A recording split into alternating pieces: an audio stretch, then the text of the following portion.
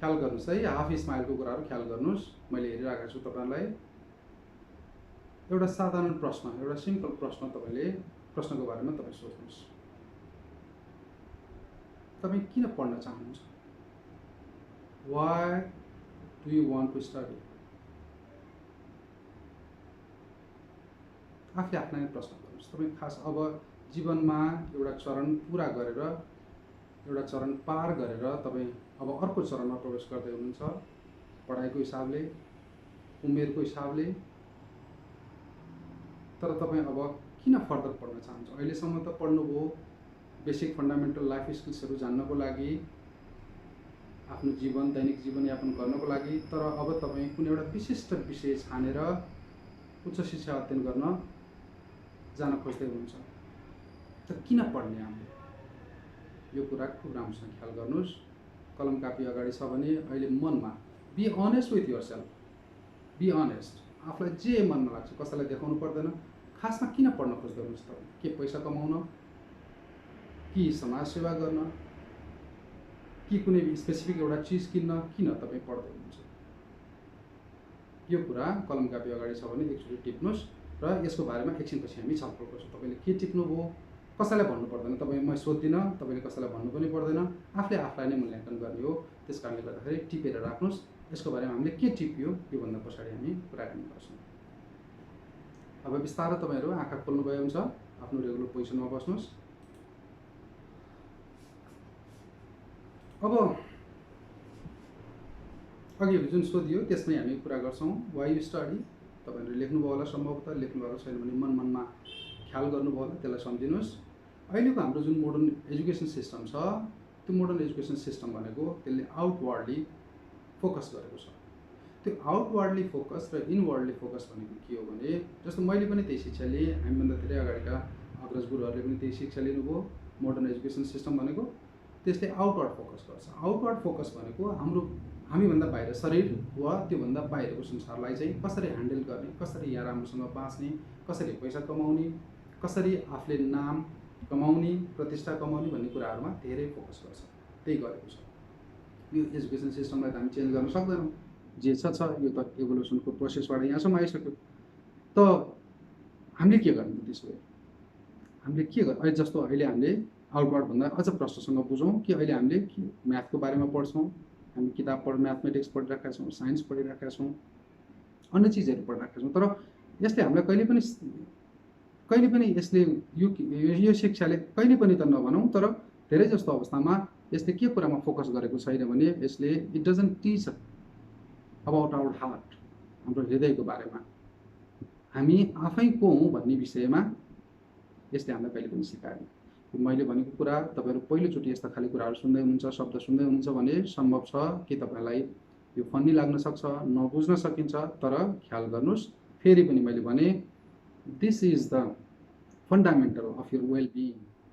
तपाईँको वेलबिङको लागि यो कुरा नजाने सुख छैन, ढिलो चाँडो जान्नै पर्छ। त्यस कारणले गर्दाखेरि बढी सफर भएर, लामो समयसम्म सफर भएर धेरै ढिला भइसके पछाडि बुझ्नुभन्दा कल्याण यसमा हुन्छ कि अहिलेदेखिबाट बुझ्न सुरु गर्नु। अब यो शिक्षाले हामीलाई जस्तो तपाईँले अहिले यो गर्न खोजेको, पढ्न खोजेको कुराहरू आउटवर्डली छ भनेर हामीले भनियो। त्यसो भए अब के गर्ने त? हामीले यो शिक्षा पद्धति त हामीले चेन्ज गर्न सक्दैनौँ। त्यसले गर्दा let's go with the flow, with the cautious, सावधानीपूर्वक यही फ्लो जे छ त्यो फ्लोमा जाने र हामीले सकेको कुराहरू हामी भित्रै परिवर्तन गर्दै लिएर जाने। यो आउटवर्ड शिक्षा भएको हुनाले, आउटवर्डली फोकस्ड एजुकेसन सिस्टम भएको हुनाले हामीले के गर्नु पर्यो?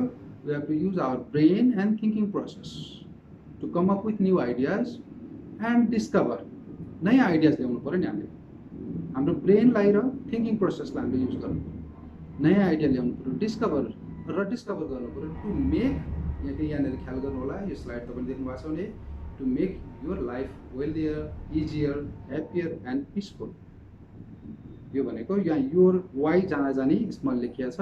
त्यो योरसँग जहिले पनि आवर इन्भेड हुन्छ। त्यो आवर भनेको भने हाम्रो कम्युनिटी, हाम्रो सोसाइटी, हाम्रो राष्ट्र, यो पृथ्वी, यो र हामी सँगसँगै सहयात्रा गरिरहेका जति पनि जीवहरू छन्, प्लान्ट्सहरू छन्, जे जति छन्, ती सबैलाई हामीले फोकस गर्नुपर्छ। तर के अहिले गरेको छ त? गरेको छैन। अहिले यो त्यो गरेको छैन र अब हामीले के गर्नु पर्यो, ती कुराहरूलाई पनि हामीले इम्बेड गर्दै लैजानु पर्यो, ती कुराहरूलाई पनि हामीले कन्भेन्सन गर्दै यसलाई हामीले सँगसँगै लिएर जानु पर्यो। त्यसैले अब focus on the output or result of your study. अब के पढ्ने त त्यसो भए तपाईँ कस्तो विषय छान्दै हुनुहुन्छ, के पढ्ने? आज अलिकति गर्मी छ, म फेरि यो छतको माथि तलपट्टि ठ्याक्क बसेको छु, त्यसले गर्दाखेरि अलिक पसिना आइरहेको छ।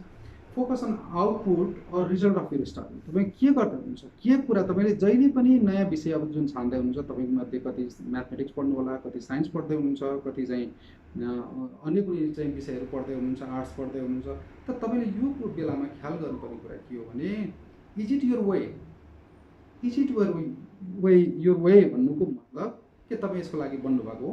सबै मान्छे यो संसारमा सङ्गीतकार बन्न सक्दैन, सबै मान्छे खेलाडी फुटबल खेलाडी पनि बन्न सक्दैन, सबै मान्छे म्युजिसियन पनि बन्न सक्दैन, एस्ट्रोनट पनि बन्न सक्दैन। त्यसो भए तर छन् संसारमा विभिन्न किसिमको मान्छेहरू त छन्। त्यसो भए आफू के को लागि फिट छु, आफूलाई के गर्दाखेरि मजा आउँछ, तर यो सँगसँगै के ख्याल गर्नु पर्यो भने आफूलाई के गर्दाखेरि मजा आउँछको सँगसँगै त्यो मलाई मजा त आउँछ, तर त्यो मजा आउनेले अरूलाई पनि हित गरेको छ कि छैन, त्यसले हित गर्छ कि गर्दैन, त्यसले त्यो कुरालाई हामीले फोकस गर्नु पर्यो। त्यसैले इज इट योर वे, तपाईँको त्यो हो, is it your cup of T, तपाईँको लागि बनेको हो त्यो विधा। तपाईँ साइन्स पढ्न जाँदै हुनुहुन्छ, कस्तो लागि जाँदै हुनुहुन्छ? Does it generate income? यो आउटवर्डली फोकस्ड एजुकेसन सिस्टम भएको हुनाले you must keep it in your mind, you must take it into account that does it generate income. तर इन्कम कति? You have to set your limit for your dignified life. यो कुराहरू अझ पछि तपाईँले बुझ्दै गर्नु होला, पढ्दै जाँदाखेरि, अध्ययन गर्दै जाँदाखेरि, इन्कम गर्दै जाँदाखेरि बुझ्नु होला कति भए पुग्छ मान्छेहरूलाई। तपाईँले एकदम सुनिराख्नु भएको छ, जानिराख्नु भएको छ, बिल गेट्सले अहिले लिन्डा एन्ड गेट्स फाउन्डेसन भनेर उहाँहरू दुईजनाले आफ्नो भएको सबै सम्पत्ति छोडेर अहिले सोसियल च्यारिटीलाई दिएर उहाँ श्रीमती चाहिँ फाउन्डेसन चलाएर हिँडिराख्नु भएको छ। पैसाले त उहाँहरूले त्यत्रो कमाउनु भएको थियो, अझै कमाउन सक्नुहुन्थ्यो। त्यसले गर्दा सेट योर लिमिट। यो मैले के भन्दैछु तपाईँले ख्याल गर्नुहोस् है, के पढ्ने भन्ने कुरा चाहिँ त्यसको आउटपुट रिजल्टलाई ख्याल गर्नु पऱ्यो, के को लागि पढ्ने त्यो कुरा हामीले ख्याल गर्नु पऱ्यो। And does it help your society? यसले चाहिँ तपाईँको सोसाइटीलाई हेल्प गरेको छ कि छैन? जस्तो कुनै एउटा व्यक्तिले भन्न सक्ला कि म चाहिँ मेरो फनको लागि कुनै एउटा विषय पढ्छु, कुनै एउटा चिज गर्छु, तर त्यो फनले त्यसको कोरमा तपाईँले मूल रूपमा त्यसलाई के ख्याल गर्नु पऱ्यो भने त्यो पढाइले तपाईँको चाहिँ सोसाइटीलाई, तपाईँलाई त मजा दिनु पऱ्यो, त्यसले इन्कम जेनेरेट पनि गर्नु पऱ्यो, तर सँगसँगै त्यसले तपाईँको समाजलाई पनि हित गरेको छ कि छैन, त्यो कुरा चाहिँ असाध्यै राम्रोसँग ख्याल गर्नुपर्छ। अब एक्चुअली ख्याल गरौँ है त, which career study fits you, त्यसैसँग सम्बन्धित। अब के पढ्ने, किन पढ्ने भनेर अघि हामीले ख्याल गऱ्यौँ। किन पढ्ने आफ्नो जीवनयापन गर्नको लागि, त्यसले चाहिँ समाजमा केही कन्ट्रिब्युसन गर्नको लागि, र आफ्नो पर्पस जुन यहाँ हामी चाहिँ आयौँ त्यो पर्पस फुलफिल गर्नको लागि। अब विच क्यारियर र स्टडी फिट्स यु, कस्तो क्यारियर कस्तो होला? तपाईँले कहिले ख्याल गर्नुभएको छ? 90% एउटा स्टडीले देखाएको छ, मैले यो 3-4 दिन अगाडि हेरेको थिएँ, 90% people die without knowing what makes them happy. Actually ख्याल गर्नुहोस्, अचम्म लाग्ने सुन्दा 90% people in the world die without knowing what makes them happy. के गर्दाखेरि म खुसी हुन्छु? उसको इच्छा हुनसक्छ फोटोग्राफर बन्ने, तर ऊ चिया पसल चलाएर बसिरहेको छ, अथवा अन्य कुनै काम गरिरहेको छ, पुलिसमा मिलिट्रीमा गइराखेको छ, पाइलट बनिराखेको छ, उसको इच्छा नहुनसक्छ। त्यसले गर्दाखेरि पहिलो कुरा एकदमै यो अहिले मैले यो कुरा भन्दैछु एकदम हल्का लाग्न सक्छ, तर ख्याल गर्नु होला, पहिलो कुरा तपाईँ के गर्दाखेरि तपाईँलाई भित्रबाट आनन्द आउँछ, के गर्दाखेरि मजा लाग्छ। तपाईँलाई किताब लेख्दाखेरि मजा लाग्छ, आनन्दले बसेर तपाईँले लेख्दाखेरि मजा लाग्छ भने तपाईँ नेता बन्ने बाटो चुन्नुभयो भने तपाईँ फेल हुने सम्भावना ज्यादा हुन्छ, होइन त? त्यस कारणले गर्दाखेरि म के को लागि बनेको, के गर्दा मलाई खुसी हुन्छ त्यो कुरो तपाईँले थाहा पाउनु पर्यो। सँगसँगै यो दुईवटा गुरु मन्त्र, यो 2 फन्डामेन्टल आस्पेक्ट्स, यो मेरो अनुभवबाट पनि आएको कुरा, विभिन्न विद्वानहरूले वैज्ञानिकहरूले भनेको कुरा, 2टा फन्डामेन्टल आस्पेक्ट्सहरू छ है त। त्यस्तो विषय छान्नु पर्यो, त्यस्तो कुरा पढ्नु पर्यो, the things that you understand the best, you understand the best. के तपाईँले त हामीले क्लासमा तपाईँहरू साथी पढ्दै गर्दाखेरि उसलाई म्याथ धेरै आउँछ, उसलाई साइन्स धेरै आउँछ, उसलाई नेपाली धेरै आउँछ, उसलाई कविता लेख्न राम्रो आउँछ, के आउँछ त्यो कुरा अहिले ख्याल गर्नुहोस्। तपाईँ के पढ्न जाँदा हुन्छ, भोलिको दिनमा तपाईँ कुन विषय जोइन गर्ने हो, त्यसको लागि you have to think that you have to think about your quality. तपाईँ के को लागि बेस्ट, के को लागि बन्नुभएको छ। अर्को कुरो the things that you are passionate about, के गर्दाखेरि तपाईँलाई आनन्द लाग्छ।